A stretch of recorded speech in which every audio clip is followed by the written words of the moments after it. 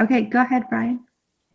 So the provocative question for this week is when, why do I hold back from participating? And when, why do I commit to solving problems by myself? So as I was looking for quotes in the text this week, I started to think of how I can answer this in both the positive, the negative, the neutral.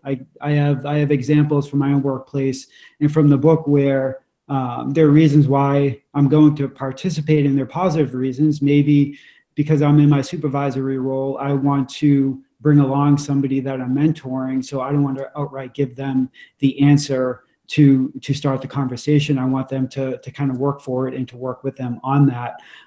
Or I may kind of pull back a little bit because the environment I'm feeling that it's a bit toxic, or there's something going on that's more on the negative side where I may pull back, which may prompt me to want to solve a problem on my own, for example. So I was going all over the spectrum in that regard as I was answering and formulating responses for the prompt. And so I guess I'll start with hearing from all of you, and we can all kind of jump in as far as what some of our experiences were in with the prompt, and some quotes from the text to go along with that. Go ahead, Craig. So as I looked at the text from the book, it says, for a novice not to understand a conversation between old timers becomes significant because the experience of non-participation is aligned with the trajectory of participation. And that really made me think about when I started here at Illinois. In my first week, we had our alumni weekend, and that's when we had a bunch of our engineers come out on campus, and they were talking about how they set up the alumni board, how do we set itineraries for some of our distinguished alums. And I really sat there and had no idea what was going on. And they weren't talking about it in a way of like, Craig, this is how you can participate in this event going off without a hitch. It seemed like I would add no value into what was going on. So I shut down. And at that point, it made me think like, I'm no good to anybody, A, because I shut down, but also because they didn't really bring me in. And then you could see the tension between the old timers. And so now I see a toxic environment. And as a new employee, a new staff member to our team, it's, to me, that put me back, and I said, I don't know what I just signed up for. And so I think when you look at groups or why people tend to not to participate, especially new employees, especially if you have management responsibilities, that could be a little concerning. And so how do we create a culture of participation and collaboration when you see people biting each other's heads off and unwilling to really walk people along the same path with each other? And not having the leadership is probably going to lead to, now you have people ready to get out. I was ready to get out. I was like, this is craziness. And so that's what I thought about when we talk about why I choose not to participate. Well, it's because it was toxic. And then I didn't even know how to solve the problem. And so I tried to joke, and that just made everybody else more mad. So I just shut up. No, that's... Yeah, Okay. So in hearing both of you all speak about, non-participation versus participation and how it happens, and notice the theme of, with Brian, it was, the boundary relations and the demands of the multi-membership that stood out for me in the text, in which you're trying to balance between, are you a supervisor right now? Are you, participating right now? And the dichotomous relationship of it can be a little bit of a hard line to walk. And then, hearing Craig's situation about, non-participation as just the newcomer, I totally felt that. I still remember my role as a transfer outreach advisor last October. I was brand new, but, that lasted about a week until I just started jumping in there and going, okay, what sort of resources do we have? But it almost goes back into the text that we read this past week about boundaries as fluid. So, for me, I said, well, let's see what we can push, or what my perceptions might be holding me back from. And so when I started participating, it was a way of me trying to connect with others and then have them see, oh, she's here and she wants to contribute. So I had to kind of toe both of those lines myself. So Brian, let me ask you this question. When you think about supervising staff, I had a young lady at a different institution who she saw the more senior development folks be able to do certain things that she couldn't do. And she would come to me, she would say, well, how come you all are able to leave whenever you want to, or you have more flexibility and I don't? And I would say, well, you haven't earned that. You just kind of started in this industry. And I wonder if we go away from feeling like they can be a part of a solution, in which she felt that way. She also felt like, well, you all don't value these suggestions I bring to the table. And it's not that we did, but it's also kind of, you got to pay your dues as well. And the book doesn't really talk about that as much, but that's a part of it too. And so when you have younger staff coming into the workforce, you don't want to alienate them, and that's not that's not the goal. But at some point, it's got to sit back and learn. And it talks about, well, if someone's not speaking, but if they're not speaking, it's okay not to have to speak and have a say so in everything. Sometimes just sit back and learn and listen to your superiors talk through things. I wonder what you all think about that kind of situation as well. I'll answer that in two ways. One, I think some of that is culture of the organization. So when you're looking at, what type of culture is the leadership setting, and then are they bringing in people who are going to fit that culture to begin with? So I think it really starts there, and then it kind of flows out. But to speak to your point now and originally, so on page 153, there's a quote: "In practice, we know who we are by what is familiar, understandable, usable, negotiable. We know who we are not by what is foreign, opaque, unwildly, or unproductive." So I read that as there are those times where you are new and things are unfamiliar, and it's okay to sit back and to absorb, to learn. But I think there needs to be, going back to the culture aspect of it, a part of, just part of that presence there where it's okay to do that, where you're bringing in people who are understanding there's going to be a learning curve, and you have people who are going to bring them along in some sort of mentor role, and then allow that to naturally happen and evolve over time. And so I think too, like with the first part of that quote, we know who we are by what is familiar. So you may step in and feel comfortable with something, and that's going to give you reason to maybe go on your own to solve a problem rather than being inclusive of others. But as a new person coming in, I think that is set from the beginning. And ideally you have people and you have a culture built around supporting those people, even if, as you say, kind of paying their dues a little bit, understanding and being transparent on what that looks like from the beginning. I think, talking about that, I think that the institutional culture definitely has a lot to do with. I still think that there is a level of, personal responsibility that people take. Like I was, a quote that I had written here, relations of non-participation are mediated by institutional arrangements, on page 169. And I can relate to that, like thinking about, I'm relatively new to the position that I have. I've been there for only 2 years, and it was, hit the ground running and, swim or sink kind of situation. But the general environment of the institutional culture, it's really, there's a lot of burnout, and there's, low morale and blah, blah, blah. But I think some of that is exacerbated because you have these people that really are not engaged or not participating. They're actually not like working, like literally not showing up to work. And there's nobody saying, hey, you're not being productive, or why are you not showing up to work? And so I think that dampens a lot of the, people that do want to participate.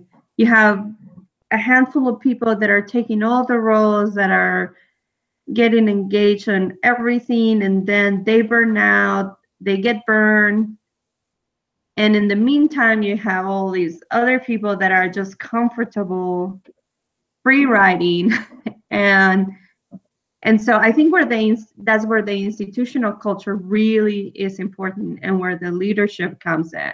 Mm-hmm. Because sometimes that non-participation is just, it's really a kind of a symptom of the culture of saying it's okay to be mediocre, it's okay to not show up to work, it's okay to be a 8 to 5, come warm your seat and hang out. And so if the leadership is not setting the tone, saying that's not acceptable, of course you're gonna hoard a bunch of those people, because hey, if you can go in and hang out and cash your paycheck, it's pretty sweet. Mm-hmm. Yeah, and thinking about your example, I think about this quote from the book on page 170. Non-participation is construed as a source of disengagement and boredom on the one hand, and on the other hand, as a source of freedom and privacy, a cherished fear of selfhood. So, it's interesting that they present that dichotomous relationship and how it might look different depending on who's disengaging and who's viewing the disengagement, and how they view that, And so in hearing you say there's some people who are really gung-ho and really there to work, they might perceive those who are disengaging as they're uninterested or bored or, is, freeloading. And that's going to come into play when you have people who, might be new. So here is where we're going to play a little bit of bad cop for you, Craig.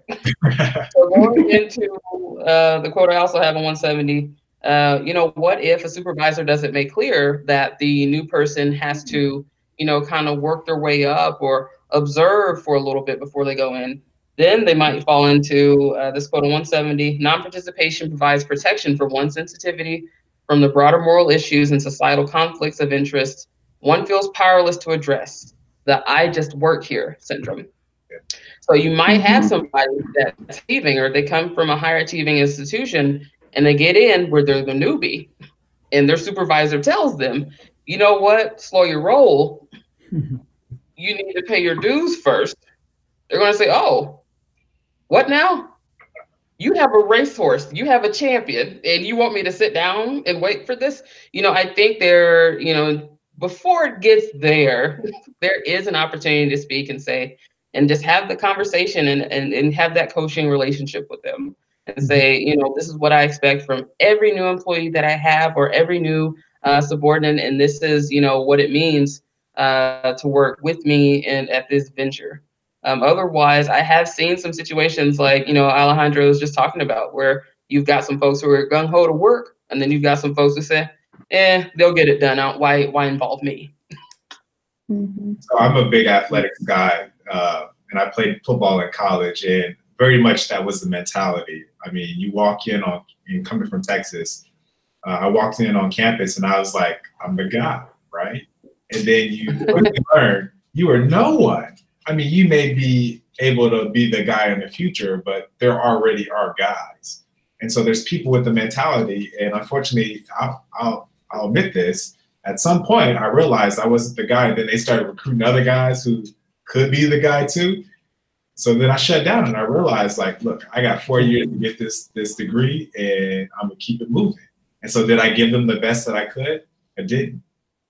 I gave the bare minimum. And so I think you bring up a great point, because if the coaches didn't invest in me enough, and they did try to say, like, just be patient, then I would have just went through the motions. And there was a lot of times I went through the motions, and some of my teammates. So how do you balance that? It's harder to do in a big team like that, but maybe in a team of 5, 6, 7, or 20, it's a little bit easier to manage.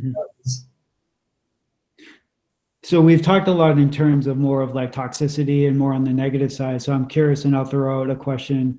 So where do we hold back for maybe positive reasons, or other positive reasons why we might commit to solving a problem on our own? Well, I mean, if we're holding back for positive reasons, if somebody's on a roll and I go, Junior, go, I don't want to stop their flow. So it's me being a collaborator in a sense of knowing when to cheer from the sideline. I know that I'm able to balance and step up when I need to, but if I see somebody winning, I'm going to watch them win and say, go, go, so that's just how my personality operates with that in terms of the way I contribute to communities of practice, regardless of whatever it is. So even though I might be in several communities of practice, I try and balance in the way of if somebody's winning, I'll support them while they win.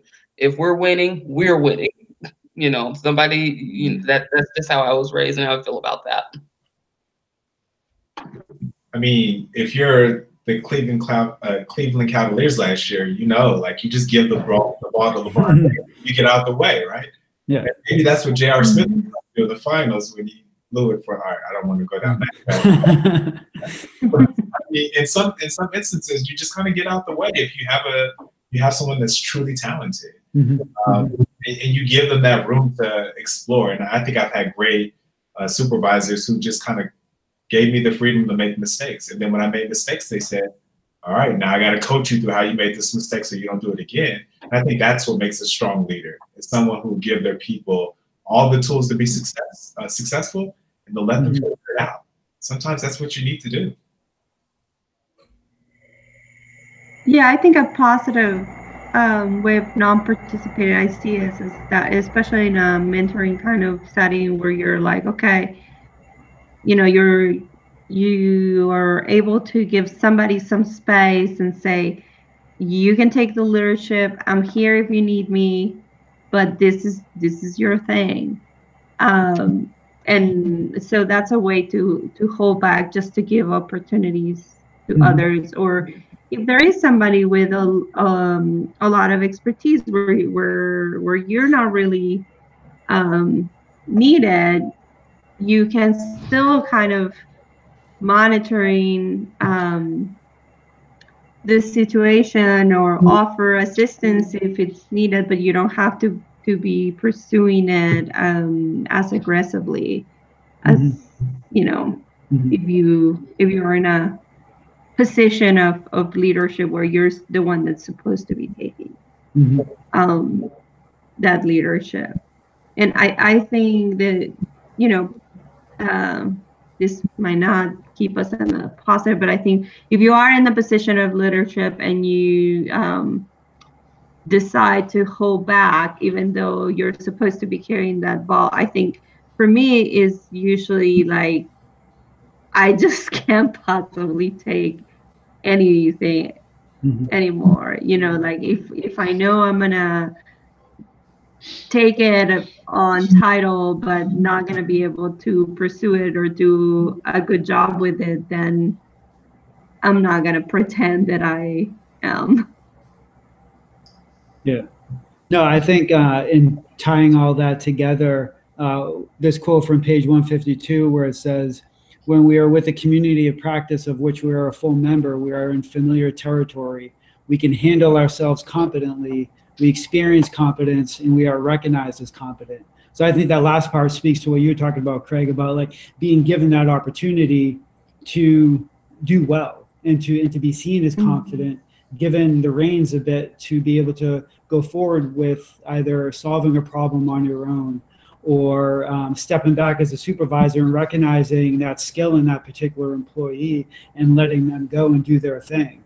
And so I think that's a nice tie-in for a lot of what this part of the conversation was happening. Francisco, welcome. Thank you. From the lines of the strike. I'm sorry, just got here from work. After 6 days of strike, I'm back. Oh, great. So we've just been discussing for a bit just the prompt and different quotes and experiences that we've had. Is there anything that you wanted to jump in with? Yeah, so I actually had a quote if my iPad turns on. So I'm like a hybrid between an administrator and a teacher at my school because I'm a supportive agent for the teachers, but also for the admin. So sometimes I gotta step in to take leadership when it comes to instruction and activities at the school and how that instruction is delivered in the classrooms. But then I can't take that role of an administrator because I'm not. So I have to keep that balance at my school where the teachers feel supported by me, but I'm also in a position of authority. So it's just kind of weird to deal with that dynamic on my school. And then also, and it happened today. So right back to work, I am the social worker at the school. So a lot of the times I'm seen like the dean at the school. So I have to step back from that role because I'm actually a mental health professional at the school. And a lot of the times the principal comes up to me and he's like, hey, you got to handle this situation and you have to call probation officer, and you got to call DCFS. And I got to say, well, hold on, this is not, I'm crossing a professional boundary and I got to step back, right? So I'm usually in that situation on my school. Also, let me see if I can find this quote real quick. In terms of leadership with my teachers, they, like we all do, we hate micromanagers.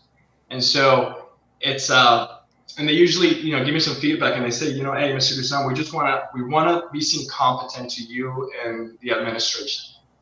And so as a leader, you got to really know when to step back and let others take charge,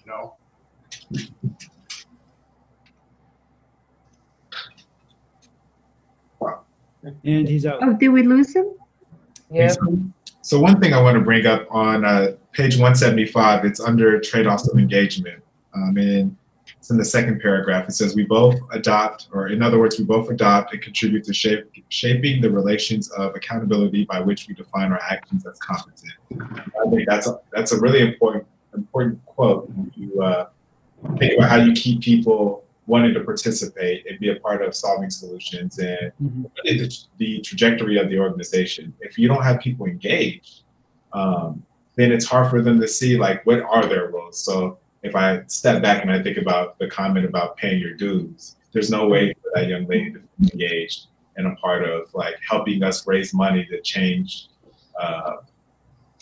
the change lives of our students. And so it has me sitting here being convicted about how I handle making sure people feel like they're participatory in what we have going on. Yeah. Guys, has anybody been keeping time? No, I think we're probably overtime. I think we're overtime. So how do we wrap this up? You want to final thoughts? Well, there's one quote I see on 152, and I really enjoy it, and it hams it up a bit. We become who we are by being able to play a part in the relations of engagement that constitute our community. And it's going to mean something different for everyone, but one thing I kept seeing as a common theme is engagement is important, but it's difficult to figure out, when should we engage versus when should we not engage. And a part of playing a role in the community is finding that balance of non-participation and participation. Right. My final quote. Yeah, I think that's a really way to end. We're trying to think of that balance. I mean, I don't know. Right now, thinking about balance seems very dreamy.